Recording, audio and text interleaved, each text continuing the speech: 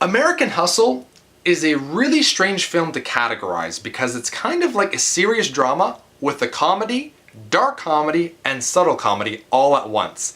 And it's not for everyone. I'll say that right off the bat.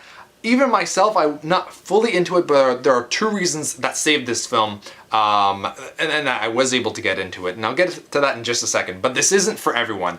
Certain people that really like artsy movies, not artsy movies, but if you're really into different kinds of movies that take different approaches from the normal Hollywood stuff, this is definitely up your alley.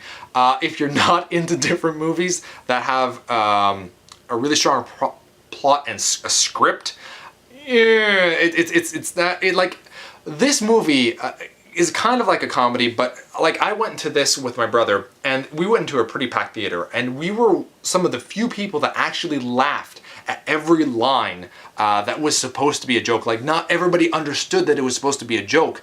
Like for example, Christian Bale's character, half the things that he says are funny in a way, and it's the way that he says them. It's the context of what's going on, why he's saying it, when he's saying it, and how he says it.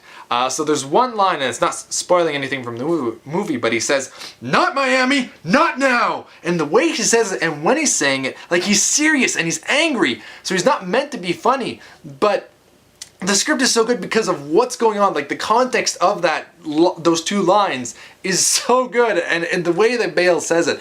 Bale, my goodness, he was phenomenal in this movie. I did not expect him to be this good.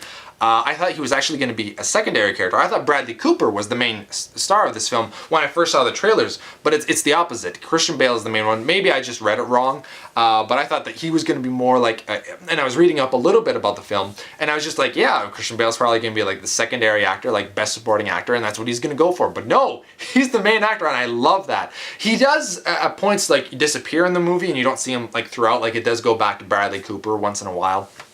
And you also see Jennifer Lawrence. My goodness, Jennifer Lawrence nailed it in this one. She deserves an Oscar nod for Best Supporting Actress, definitely for this one. And I would say that she deserves the Oscar more for Best Supporting Actress this year than she deserved for Best Actress last year. I'm so glad that she won last year because it means Jessica Chastain didn't win last year, and Zero Dark 30 was just crap. Not crap, but just overhyped to the brim. I'm just so happy that Jennifer Lawrence was in this film because she's so, and everybody got her character though. If she said a line, you were laughing at it, and that I enjoyed. And because she's so over the top, she's a little diva, and she just goes overboard with everything. She played it to a T, and she did a great job. Amy Adams, I didn't really dig her character until the very end, and it's only because of certain things that she kind of took things more seriously. I didn't really like her. Oh, it's just I don't know. Her character was very sexual, and I just don't see her in that light. Like I liked her in Enchanted, but I don't know. And she was okay in The Fighter. I just don't. Yeah, she's just not my favorite. But anyway, everybody else, like my goodness, even Jeremy Renner, who I don't particularly like, he was good in this film, and I really got behind his character. It's basically a movie about con men. Christian Bale and Amy Adams are two con women.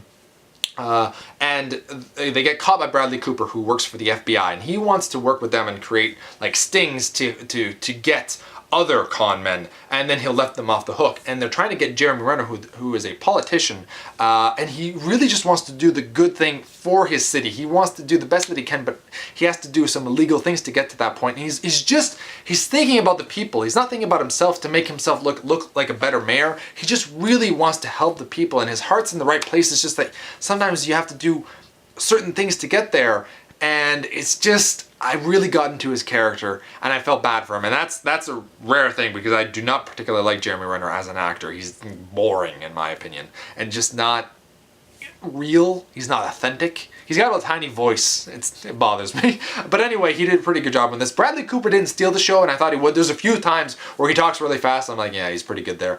But another actor that was in this, C.S. Lewis, he shows up and he's so good. I loved his character. So the acting and the script are the biggest things about this movie. There's just certain points where I felt like it's kind of dragging a little bit and nothing's really going on, and the ending it's about con men, so you really want this big crazy thing like they knew from the beginning this is what they were going to do, but they don't.